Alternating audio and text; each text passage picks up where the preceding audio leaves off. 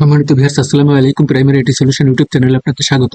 তো সম্মানিত ভিউয়ার্স, আপনারা জানেন আইপিএমএস এ অনেকগুলো তথ্য প্রতি বছরই কিন্তু আমাদের আপডেট বা সাবমিট করতে হয়। সেক্ষেত্রে বিদ্যালয়ের তথ্য এই জিনিসটা খুবই গুরুত্বপূর্ণ। বিদ্যালয়ের তথ্য যদি এলোমেলো থাকে তাহলে এপিএসএস এই ফর্মগুলো পরবর্তীতে পূরণ করতে অনেক ঝামেলা হয়, শিক্ষার্থীর সারাংশ পূরণ করতে ঝামেলা হয়। সেক্ষেত্রে আপনারা অবশ্যই বিদ্যালয়ের তথ্যটি আপডেট করে নেবেন অথবা দেখে নেবেন। তো এটা কিভাবে করবেন সে বিষয়টি আজকে আমি এই ভিডিওর মাধ্যমে দেখাবো। তো চলে যাচ্ছি মূল ভিডিওতে। তো মূল ভিডিওতে যাওয়ার আগে আপনাদের কাছে একটা রিকোয়েস্ট করতে চাই, আপনারা যদি এই চ্যানেলে নতুন হয়ে থাকেন অথবা এই পেজে নতুন হয়ে থাকেন তাহলে পেজটি ফলো দিবেন। তো চলুন শুরু করা যাক। তো আমি মজিলা ফায়ারফক্স ব্রাউজারটি ওপেন করে নিচ্ছি। আপনারা যে কোনো একটি ব্রাউজার ওপেন করে নিতে পারেন। তো আমি ব্রাউজারটা ওপেন করে নিলাম। ব্রাউজারটা ওপেন করে নেওয়ার পরে আপনারা আইপিইএমএস পোর্টালে প্রবেশ করবেন। আমি আইপিইএমএস লিখে সার্চ করে এই অবস্থায় এসেছি। এখন এখান থেকে প্রধান শিক্ষকের আইডি পাসওয়ার্ড দিয়ে লগ করতে হবে। তো আমি এখানে প্রধান শিক্ষকের আইডি পাসওয়ার্ড দিয়ে লগ করে নিচ্ছি। আমি প্রধান শিক্ষকের আইডি পাসওয়ার্ড দিয়ে লগ করে নিলাম। লগ করে নেওয়ার পরে আমাদেরকে বাম দিকে চলে আসতে হবে। বাম দিকে এখানে ড্যাশবোর্ড রয়েছে, এই ড্যাশবোর্ডের এখানে নিচের দিকে চলে আসতে হবে। বিদ্যালয়ের তথ্য দেখুন, একদম 2 নম্বরে রয়েছে বিদ্যালয়ের তথ্য। এই বিদ্যালয়ের তথ্যের উপরে ক্লিক করে দিতে হবে। বিদ্যালয়ের তথ্যের উপর ক্লিক করে দেওয়ার পরে দেখুন এখানে বেশ কিছু সাবমেনু দেখতে পাবেন। কোন সাবমেনুতে কতটি আছে সেগুলো এই যে ডান দিকে এই যে দেখাচ্ছে 13/11, তার মানে 11টি পূরণ হয়েছে। এবার 28টির ভিতর 28টি পূরণ হয়েছে। এই যে যে বিষয়গুলো রয়েছে এখানে দেখুন, এই যে ফটো গ্যালারি মাত্র 3টি পূর্ণ হয়েছে বলে লাল হয়ে আছে। তো সবগুলো পূর্ণ হয়ে গেলে সবুজ হবে বা কাছাকাছি হলে সবুজ হবে। তো সেক্ষেত্রে আপনারা এগুলো পূরণ করে নেবেন। তো এখান থেকে আপনি এই সাবমেনুগুলো দেখে আপনি এক এক করে এগুলো করতে পারবেন। তো এখন আমি এই প্রথমে মৌলিক তথ্যের উপর ক্লিক করে দিচ্ছি। মৌলিক তথ্যের উপরে ক্লিক করে দেওয়ার পরে দেখুন আমার বিদ্যালয়ের তথ্য এখান থেকে দেখাচ্ছে। তো এখান থেকে দেখুন লাল স্টার দেওয়া রয়েছে, এগুলো কিন্তু অটোমেটিক এখানে সেট হয়ে আছে, এগুলো পরিবর্তন করা যায় না, এগুলো অটোমেটিক থাকবে। তো বিদ্যালয়ের গ্রেড এই যে এখানে বি আছে, এখান থেকে বি সি এগুলো পরিবর্তন করা যায়, ঠিক আছে। তারপরে দেখুন এই যে নিচের দিকে আছে বিদ্যালয়ের নাম, তারপরে প্রতিষ্ঠার বছর এই যে এখান থেকে আপনি পরিবর্তন করতে পারবেন।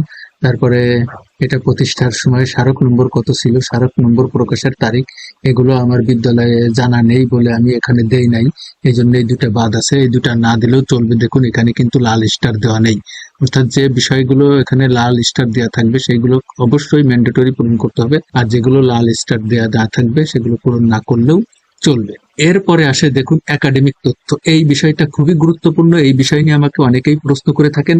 তো এইখানে আপনার বিদ্যালয়ে মোট কতটি শ্রেণী চালু আছে সেই শ্রেণীগুলো কিন্তু এখান থেকে আপনি দিবেন। অবশ্যই এখান থেকে সেই শ্রেণীগুলো দিবেন, তা না হলে কিন্তু আপনি পরবর্তীতে যখন এপিএসএস ফর্ম পূরণ করতে যাবেন অথবা শিক্ষার্থীর সারাংশ পূরণ করতে যাবেন তখন যদি এখানে এই যে মনে করেন এই যে আমি ব্যাগ দিয়ে দিলাম, এই যে প্রথম শ্রেণী বাদ দিয়ে দিলাম, দিয়ে যদি আমি এখন সেভ করে দিই এবং পাঠিয়ে দিই, এটা কিন্তু আমার প্রথম শ্রেণী ওই শিক্ষার্থীর সারাংশ আর দেখাবে না। তো অবশ্যই এখান থেকে আপনার বিদ্যালয়ে যে যে শ্রেণী আছে সেগুলো পূরণ করে নেবেন। এই যে যাদের 4+ আছে এখানে টিক দিয়ে নেবেন, যাদের 5+ আছে, আমার 5+ আছে, 4+ নেই, এই জন্য 4+-এ টিক করা রয়েছে। 5+ টিক আছে, প্রথম দ্বিতীয় তৃতীয় চতুর্থ পঞ্চম পর্যন্ত আছে, আমি টিক দিয়ে নিয়েছি। আর এখানে দেখুন ষষ্ঠ সপ্তম অষ্টম এখানে টিক নেই, অর্থাৎ আপনাদের যে সকল বিদ্যালয়ে অষ্টম শ্রেণী পর্যন্ত আছে তারা এই পর্যন্ত টিক দিবেন। তারপরে রয়েছে পাঠদানের মাধ্যম, এটা আমাদের বাংলা মাধ্যম, এই জন্য আমি বাংলা দিয়েছি। যাদের ইংলিশ মাধ্যম ইংলিশ দিয়ে দিবেন, ঠিক আছে। এটা দিয়ে আর যে ইংলিশ ভার্সন, বাংলা মিডিয়াম এবং ইংলিশ ভার্সন এগুলো রয়েছে, যার যেটা হয় সেটা টিক দেবেন অবশ্যই। তারপরে একাডেমিক কার্যক্রম চালু আছে কিনা আছে, এখানে যদি নাই আছে কিনা এগুলো ভালো করে দেখে নেবেন। সহশিক্ষাকর্মী কার্যক্রম বিদ্যমান, গ্রেড নির্ণয়ের সন এটা দিয়ে দিবেন, যার যে সালের গ্রেড নির্ণয় হয়েছে। এইভাবে দিয়ে সম্পূর্ণ দেখুন এখানে লাল স্টার যেগুলো আছে সেগুলো অবশ্যই পূরণ করবেন। এরপরে নিচের দিকে এইভাবে চলে আসবেন। আসার পরে এখানে দেখুন এসএমসি সভাপতি, আমাদের এসএমসি সভাপতি পরিবর্তন হয়েছে, আমি এখান থেকে একটু পরিবর্তন করে নিচ্ছি। অবশ্যই এই নাম দেওয়ার পরে শেষে স্পেস দেওয়া যাবে না, শেষে স্পেস দিলে কিন্তু এরকমের লাল লেখা চলে আসবে, তাই স্পেসের এভাবে কেটে দিবেন। তো দেখুন এখানে সদ্য পরিবর্তিত চলে আসলো। এরপরে কোমখালি জিপিএস, এই যে আপনার বিদ্যালয়ের ইমেল নাম্বারটা এখানে দিয়ে দিবেন। তারপরে বিদ্যালয়ের ফোন নাম্বার থাকলে এখানে দিবেন, না দিলেও এখানে কোনো সমস্যা নেই। আমি এখানে প্রধান শিক্ষকের ফোন নাম্বারটা দিয়ে দিয়েছি। তো এরপরে এই যে এগুলো অবশ্যই দিয়ে দিবেন। এখানে একটা বিষয় মনে রাখা ভালো যে এখানে কিন্তু অধিকাংশ বিষয়গুলো এখানে পূরণ করা থাকবে। তারপরে আমাদেরকে নিচের দিকে চলে আসতে হবে। এবার ভৌগোলিক তথ্য, এই ভৌগোলিক তথ্য জলশ্বাস প্রবাহ কিনা, হ্যাঁ না এগুলো দিয়ে দিবেন, এগুলো সবাই বোঝেন। তারপরে দেখুন এটা সমতলে সহজ পথ, এই যে তারপরে জিপিএস লোকেশন, এগুলো অটোমেটিক চলে আসছে, এগুলো দেখার বিষয় নয়। এরপরে অবকাঠামোগত সুবিধা, শহীদ মিনার আছে কি নাই, আমার নাই দিয়ে দিয়েছি। বিদ্যালয় কাম আশ্রয় কেন্দ্র বিদ্যালয় কিনা সেটি নাই দিয়ে দিয়েছি। নিরাপদ পানীয় জলের ব্যবস্থা আছে, এসআরএম সামগ্রী আছে, মুক্তিযুদ্ধ কর্নার আছে, সততা স্টোর নাই, বুক কর্নার আছে, মানবতার দেয়াল আছে। এরপরে দেখুন প্রধান সড়কে দিক নির্দেশক ফলক, অর্থাৎ প্রধান সড়কে একটা ফলকে আপনার বিদ্যালয় কোন দিকে সেটি জানিয়ে দিতে হবে। ফার্স্ট এড বক্স, ওষুধ ছো আছে কিনা আছে, অগ্নি নির্বাপক যন্ত্র। তো এগুলো আপনারা খুব সহজ, এগুলো দিয়ে দিবেন অবশ্যই। এই যে যেগুলো এখানে রয়েছে লাল স্টার, এগুলো দেখে দিবেন। এরপরে নিচের দিকে চলে আসতেছি ভূমির তথ্য। এখানে ভূমির তথ্য আপনার যদি ভূমি একটি হয় তাহলে ভূমির তথ্য এক একে সবকিছু দিয়ে দিবেন। এই যে এখানে দেখুন দাতা, গ্রহীতা, রেজিস্ট্রেশনের তারিখ, সাব রেজিস্ট্রি অফিসের তারিখ ইত্যাদি অনেক কিছু এখানে দিতে বলতেছে, সেগুলো দিবেন। আর যদি জমি আপনাদের দুইটা থাকে তাহলে জমি, এই যে ভূমির তথ্য 2 দিয়ে আমি আরেকটা দিয়েছি। যদি জমি আরো থাকে সেক্ষেত্রে এই যে একটি ভূমির তথ্য যোগ করুন, যদি 3টি 4টি থাকে এখানে একটি একটি করে যোগ করে নিবেন। এরপরে আসতেছে ভবনের তথ্য, আমাদের ভবন 2টি, এই জন্য ভবনের তথ্য 1 দিয়েছি।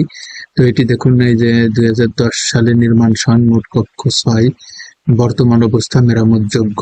যদি খারাপ হয়ে থাকে তো এখানে ক্লিক করবেন, দেখুন অনেকগুলো অপশন এখানে রয়েছে। তো আপনাদের বিদ্যালয়ের অবস্থা যেটা সেটা এখান থেকে সিলেক্ট করে দিয়ে দিবেন। তারপরে মালিকানা ধরন, নিজস্ব নির্মাণের ধরন পাকা, ঠিক আছে। কত তলা বিশিষ্ট, 2 তলা। ভবন কত তলার, ফাউন্ডেশন বিশিষ্ট 2 তলা। তো মেঝের মোট আয়তন বর্গ ফুট অনুযায়ী, এই যে দেখুন এইখানে কিন্তু এই তথ্যগুলো আগে দেওয়া ছিল, এখন দেখতেছি নাই, ঠিক আছে। এই যে ফাউন্ডেশনের বছরের তথ্যটাও দেওয়া ছিল, এখন দেখতেছি নাই, ঠিক আছে। তো এগুলো আপনারা দেখবেন, অনেক সময় অনেক তথ্য কিন্তু দেওয়ার পরও থাকে না। তারপরে আমাদের ভবন 2টা হওয়ার কারণে এখানে ভবন 2 দিয়ে আর একটা তথ্য দিয়ে দিয়েছি, এখানেও সেই মোট আয়তন কিন্তু এখানে নাই। তো এটা দিয়ে দিতে হবে, আমার এটা জানা ছিল না বিধায় আমি এখন তথ্য দিতে পারছি না, পরবর্তীতে আমি দিয়ে দিব। তো যদি ভবন আরো থাকে 3টা 4টা, তো এখান থেকে আরো একটা যোগ করুন, এই অপশনে ক্লিক করে যোগ করে নেবেন। এরপরে কক্ষর তথ্য, প্রত্যেকটা কক্ষর তথ্য এখান থেকে দিয়ে দিতে হবে। দিয়ে দেওয়ার পরে যে এখানে দেখুন এই যে বর্তমান অবস্থা মেরামতযোগ্য দিয়েছি, নির্বাচন করুন, এখানে চকবোর্ড আছে এখানে দিয়ে দিতে হবে। যদিও এখানে বলতেছে যে চকবোর্ডের বর্তমান অবস্থা এখান থেকে দিবেন, যে অবস্থায় আছে নতুন ব্যবহারযোগ্য, আমি ব্যবহারযোগ্য দিয়ে দিলাম। তো এরপরে কক্ষ ডেকোরেট কিনা, এখান থেকে ডেকোরেট হ্যাঁ না যেটা হয় সেটা এখন 2 নম্বর বিবেচনা করে দিয়ে দিবেন। এই তো আমি এখানে না দিয়ে দিলাম। তো এভাবে করে কক্ষ যে কয়টি আছে সেই কয়টি তথ্য, যে কক্ষর তথ্য 2, এভাবে করে সম্পূর্ণ তথ্য আপনি এখান থেকে ফিল আপ করে এইভাবে, আমার মোট 9টি কক্ষ আছে 2 বিল্ডিং এ, সেই 9টি কক্ষর তথ্য এখানে দেওয়া আছে। এখন টয়লেটের তথ্য, আমার বিদ্যালয়ে কোনো টয়লেট নেই, এই জন্য এখানে দেখুন কোনো তথ্য খুঁজে পাওয়া যায়নি দেখাচ্ছে, এই জন্য এখানে কোনো তথ্য নেই। আপনার যদি টয়লেট থাকে তাহলে এখান থেকে যোগ করে করে দিবেন, আর থাকলে এখানে শো করবে, দেওয়া থাকলে সেটা আপনি ফিল আপ করবেন। তারপরে হচ্ছে ওয়াশ ব্লকের তথ্য। তো আমাদের বিদ্যালয়ে 2টি ওয়াশ ব্লক আছে, একটি তথ্য এই যে কোন সালে কি দেখি সবকিছু এখান থেকে দেবেন। এরপরে নিচের দিকে চলে আসতে হবে, নিচের দিকে এসে এখানে পানীয় জলের অবস্থা, তো পানীয় জলের ব্যবস্থা এখানে তথ্য দিবেন। হ্যাঁ ঠিক আছে। তথ্য 1, নিরাপদ পানির উৎস টিউবওয়েল, বর্তমান অবস্থা মেরামতযোগ্য ইত্যাদি। তারপরে এই যে এখানে দেখুন নিরাপদ পানির উৎস সাপ্লাই ওয়াটার, এটা দিবেন। বর্তমান অবস্থা ব্যবহারযোগ্য, নির্মাণ প্রকল্প প্রবন্ধ 2 দিয়ে দিয়েছি, সাপ্লাই ওয়াটার পিজিপি 3 থেকে। তো এবার এখানে যদি আরো থাকে তাহলে আরো যোগ করে দিয়ে দিবেন। এরপরে আবার নিচে চলে আসতে হবে, নিচে আসার পর আসবাবপত্রের ধরন তথ্য যেখান থেকে সবগুলো দিতে হবে। বেঞ্চ কয়টি, হাই বেঞ্চ কয়টি, চেয়ার কতগুলো, কতগুলো ব্যবহারযোগ্য, কতগুলো ব্যবহার অনুপযোগী, সব তথ্য এখান থেকে আপনি দিতে পারবেন। এছাড়াও যদি আরো কোনো তথ্য থেকে থাকে এখান থেকে একটি যোগ করুন। এই যে এখানে ক্লিক করলে দেখুন আর একটা চলে আসলো। আসার পরে এখান থেকে এই যে নির্বাচন করতে হবে। এই যে এখান থেকে যে যে অপশন এখানে মূলত থাকে সবগুলো অপশন নেওয়া হয়ে গেছে, এই জন্য এখানে আর নাই, এই জন্য এখানে দেখাচ্ছে না। তো আমি ডিলিট করে দিলাম এটা। ডিলিট করে দিলে এটা আবার বাদ হয়ে গেল। এবার আমি নিচের দিকে চলে আসবো। আইসিটির সাধারণ তথ্য, এখানে ইন্টারনেট সংযোগের ধরন ইত্যাদি ইত্যাদি রয়ে গেছে।